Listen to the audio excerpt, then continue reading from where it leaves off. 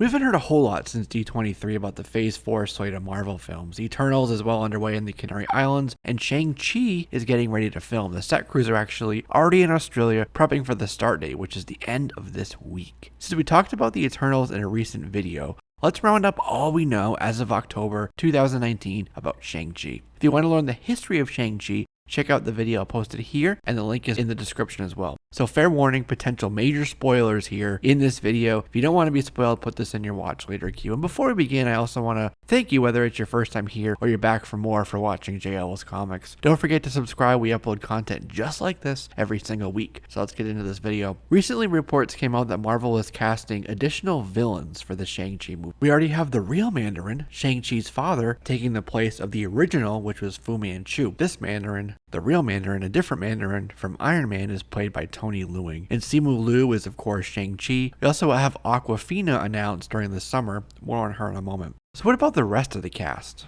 One of the characters who will appear is reportedly Steel Claw, which some have speculated is a placeholder name for a villain named Tiger Claw. The reason for this is that Steel Claw is not a character from Marvel Comics, whereas Tiger Claw is, and in fact well tied to Shang-Chi himself. An audition tape was leaked online, which has since been removed. I can't find it, which shows Kohi Tuhaka from Deadlands read for the part. But the read might also give us insight into the plot itself. The scene Kohi's reading has him talking about the Wonder Boy who ran away. So it's easy to presume that Simu Liu's Shang-Chi's run away from his father, the Mandarin, and he's hired Steel Claw, aka Tiger Claw, to hunt him down and bring him home. So Steel Claw has his forces sent out on a hunt for Shang-Chi as well. Another rumor purports an Enter the Dragon tournament style competition the Mandarin sends Shang-Chi to, where the winner wins the 10 Rings, which are alien technology made by the alien race from which Fin Fang Foom hails. And another Twitter scooper, Daniel RPK, says that Fin Fang Foom will in fact make an appearance. It's not a huge stretch because the space dragon made a Easter eggy sort of cameo on Sakaar Tower and Thor Ragnarok. You can actually see him at the bottom of the tower, is the lowest of the faces. So he is canon. And in Avengers world, Shang-Chi was able to use Pym particles to grow to this massive size, just like Ant-Man, aka Giant Man, uses to fight this giant old dragon called Gorgon. And our friends over at Lord of the Long Box have also discussed the potential for this to happen. Realistically, I see it as being a cameo in the Marvel style of visual storytelling for those backstories, the same way in which the Collector told the Guardians about the Celestials,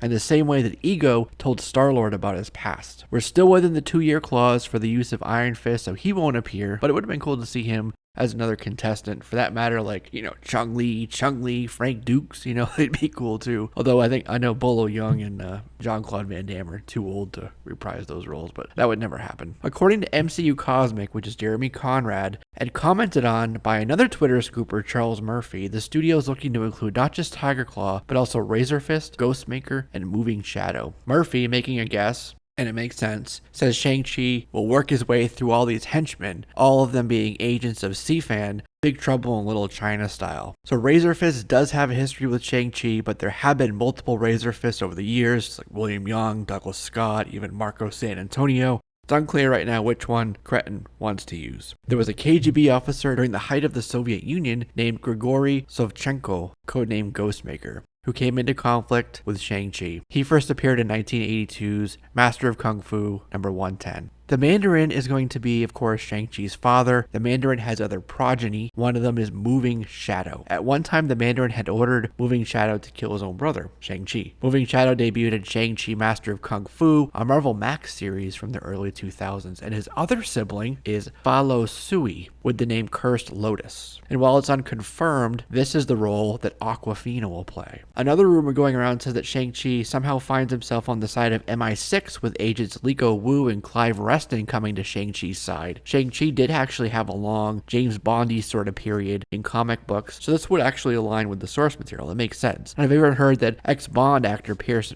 Brosnan was in talks for the head of MI6 named Jack Tarr, and actually goes by the name Black Jack Tarr. And I'm not sure how reliable this piece is, but I've heard also that Jessica Henwick has been approached for Liko Wu, one of those MI6 agents. This would make her the second actor to move from Netflix shows to the MCU after Mahershala Ali moved from Cottonmouth to being Blade. So it's possible. Also, Manai with David Gyasi having been looked at for the role, and DB Wong for Zhu. some names being thrown around there. If you combine both of those rumors, then you have this as a plot. Shang-Chi's father, the Mandarin, wants him to fight in the Ten Rings competition to win the 10 rings, but instead he goes to ground. For some reason he doesn't want to. He seeks the help of MI6. The Mandarin sends his C-Fan agents after him to bring him back, and he has to fight through all of those agents one by one, maybe culminating in the tournament itself. So the final rumor I will add to this is that the end credit scene will feature Carol Danvers, aka Captain Marvel, which probably means Nick Fury also will continue his chain of cameos. The director, who really likes to use Brie in all of his films, or most of his films, was asked about it. And he didn't confirm or deny this, but he did say there's always room for Brie. It's likely that this is a continuation of the end of Spider-Man Far From Home, which saw Nick Fury taking part in Sword with Talos. Is Carol recruiting Shang-Chi for Sword? For a new Avengers team? I chose my words carefully there. Or could Shang-Chi be the new grounded hero in Black Widow's place now that she's passed on? So we have those end credit scenes being developed for the future plot lines coming. Shang-Chi